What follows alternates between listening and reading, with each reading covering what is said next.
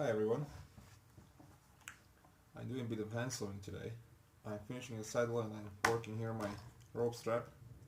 I like to sew it by hand. First I'm going to show you how I prepare my leather.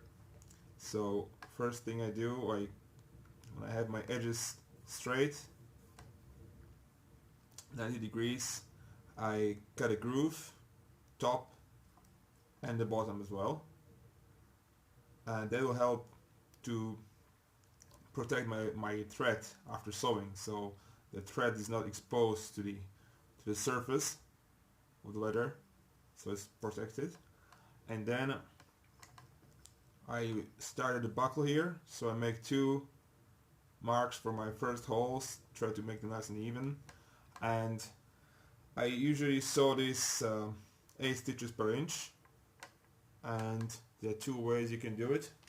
You can use overstitch wheel.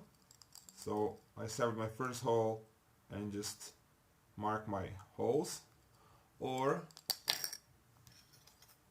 very handy tool is this little fella, and what this actually does, you can punch it through. Actually it is pretty long, but I like to just use it just kind of pilot holes, but it shows you also the proper angle.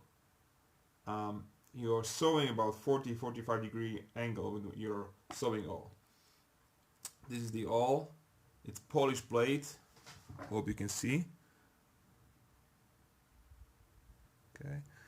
So it leaves a hole with diamond shape. So, and that's the best way to stitch, because it has best clearance for the thread, and the thread is stacking nicely. And my tip is not perfectly point, but actually like a chisel. It's rounded and sharpened. It's very well polished, so the all slides easy through the leather, especially if it's thicker. This is only 2 layers of maybe 10-ounce leather, so it's pretty thin, and actually put the holes maybe halfway through.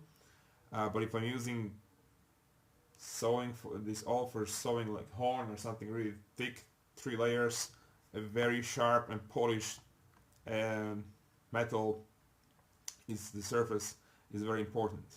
And sometimes if the leather is very tough, I use beeswax. I just do this, and I have a little piece of beeswax on my tip, and that helps then to get even easier into my leather. And I use beeswax also when I'm using punches through thick leather. It slides in and out much easier, so that's a very handy thing to know. And the thread I'm using is braided polyester. This is 1 millimeter, and for 7/8 stitches per inch I use 1 millimeter, and then if it's a bit longer stitch I use 1.2 millimeter. This is super strong. I wax it. I use beeswax to work the thread. The ends are tapered. I will show you at the end how I attach my needle to it. So I started already here. My first hole I did double. I will show you at the end it's the same technique. So I'm coming back now towards the buckle. Using stitching horse, it's like a clamp, so your hands are free. You can use your tools and don't have to hold your material. So one arm is fixed and the second one is free moving. Okay, so it's a very old stitch horse, but it works very well. So I'm gonna clamp it. Nice and tight, and I'm gonna leave about maybe half an inch or 3/8 of an inch exposed my stitch line, so my awl doesn't bang into the edge, but it holds well.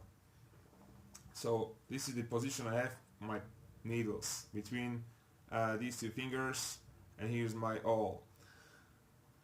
I never let go. I do one hole, I do one stitch, and I don't let go my awl or my needles. So I'm going to show you first very slow. I hope you can see well.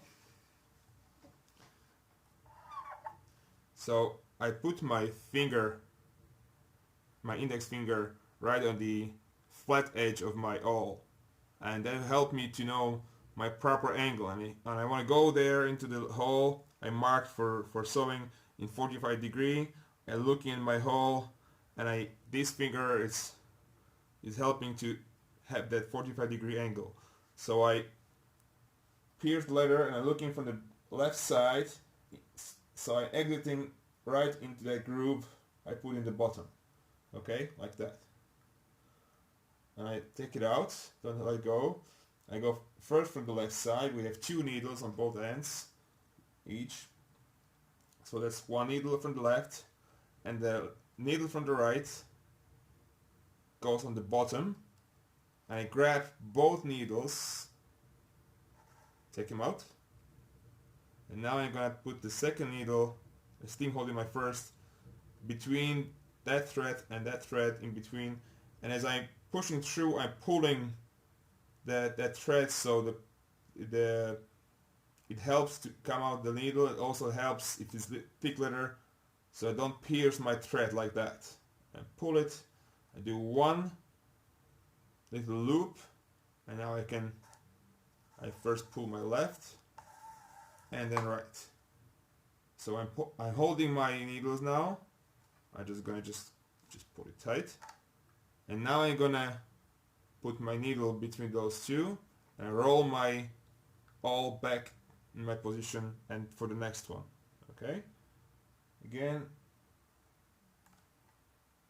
as I'm actually taking out my awl, I can put my, if I don't see the other side, if I'm sewing something and then I don't see the left side, you can actually put your left needle on the blade of the awl, as just leaning onto it, and as you pulling out your awl, you're inserting your needle, so you don't have to kind of look down all the time, slowing down and pull. Again, same thing from the bottom, pull it out, and the second needle. This takes some time to get used to, have all these tools together, but don't let go. If you get used to it, your sewing will be much quicker. I'm still showing you a very low speed, and after a couple of stitches I'm gonna show you how I do it normally.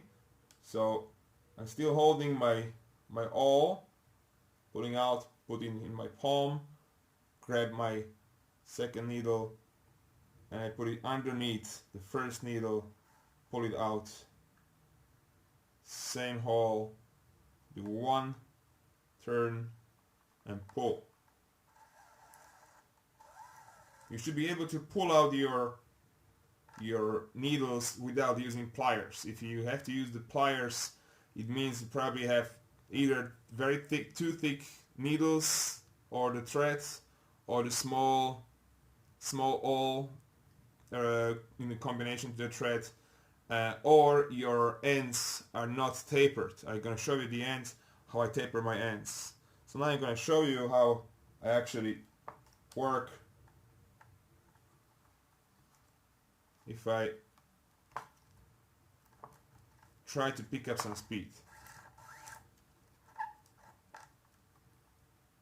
If I do well, I do maybe 6, 7 stitches per minute, or 8 sometimes.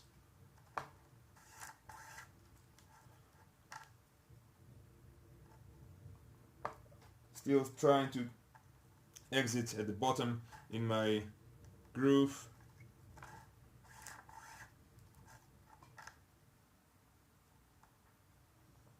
If your blade is sharp and polished, you should be able to insert nice and smooth without too much force. If your awl isn't sharp, you're gonna probably tire up very quickly.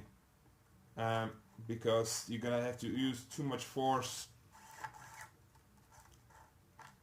and it's gonna take you longer. Hand sewing is the strongest way to sew material. It's much stronger than machine sewing because we have two threads, separate threads. They are connected because they are started in the middle, but if you damage one stitch here, still the second one is gonna hold it. But if machine sewing project gets damaged and one of the threads is cut or torn, you eventually gonna lose the whole stitching. So I'm getting close to my buckle.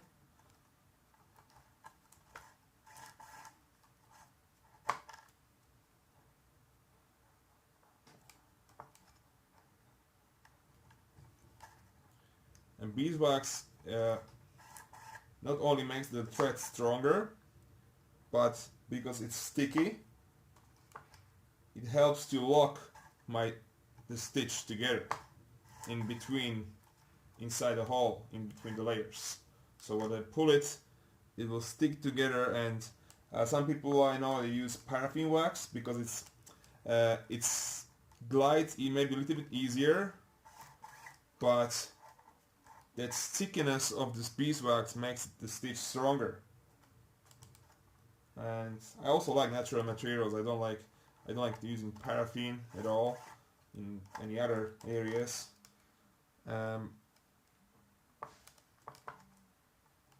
So I prefer using beeswax. I use beeswax on my conditioners for finishing leather. I use beeswax for sealing my edges and polishing them when I'm burnishing and polishing edges. So last 3 stitches.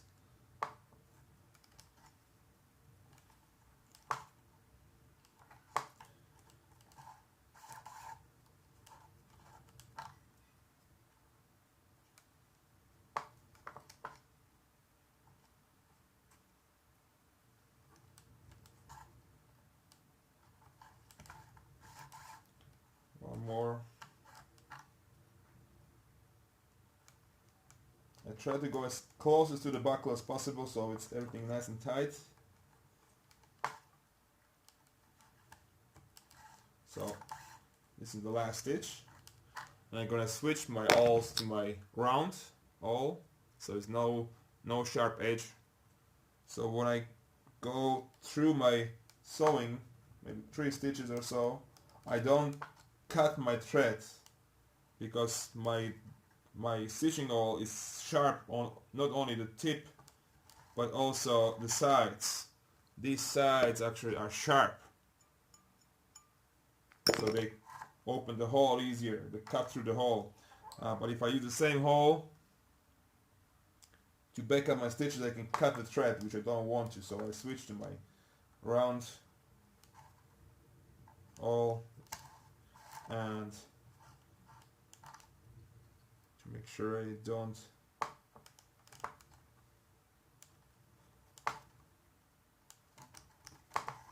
cut my thread.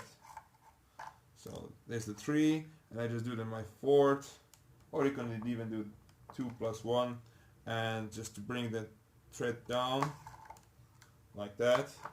And I grab some scissors and I'm gonna cut the thread off. It's close to the material, and I usually burn my thread. So this is how the stitch looks. And this is the bottom. I like to do my bottom groove so not only it protects the thread, but also I have nice even stitch on both sides. Okay.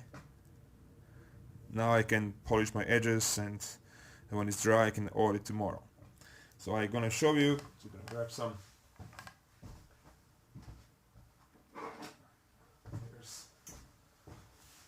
I'll show you how when I have my new thread. Okay, let's pretend this is a new thread. Alright, this is the one I cut off. So best thread to do this, to do the tapering, is twisted. Traditional used linen thread, but these polyester are much stronger and it's a little bit more difficult to do it because they're already waxed, and the braiding doesn't go as easy as the twisting, but you can still do it. I just grab it around and just go slowly and just don't try to cut it, just removing some of these just to make it nice and loose like that.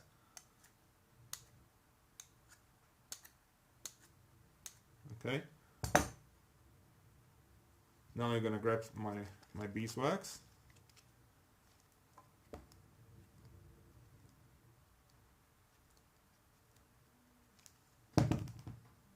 Okay. Gonna give it a little twist so it's even thinner. The only thing I'm gonna do is just gonna snip this little end so I can put it easily through my holding the needle. This is the one I was using. This is number 4 from John James needle. This is the smallest needle, smallest diameter they have, but they have a nice, pretty big eye for that diameter. And when I put in my needle through, I pierce the needle once, somewhere where it's kind of half thickness than the full, 2, even 3 times like that. And then I'm gonna slide my end into the needle.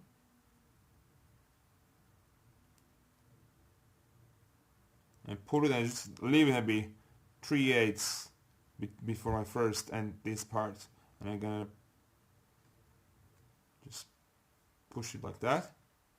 So here is the part when I was putting the thread through, and here I have a piece maybe 3/8 of an inch where it's just a loop.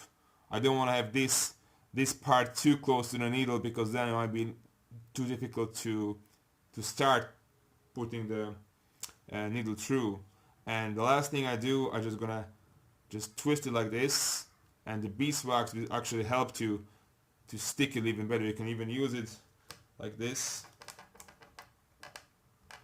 just to stick it nicely, and it won't come apart. So this is how I prepare my needle, and this is actually the start. Okay. And we can actually do a little piece here to show you the start of the sewing. I usually sew, this is my channeler, I usually sew about 3/8 to maybe 1/4 of an inch from the edge, depending of the thickness. I usually, rule of thumb is the half of the thickness of the material is the distance from the edge. So the first one I was doing with the 4-prong chisel. Here we can use overstitch wheel. So this is number 7. So this is 7 stitches per inch. So, and can do the same thing. I'm gonna have my groove, both sides, start in the middle. Okay. And a rule is to sew towards you. That's how everybody's doing it. That's how I do it.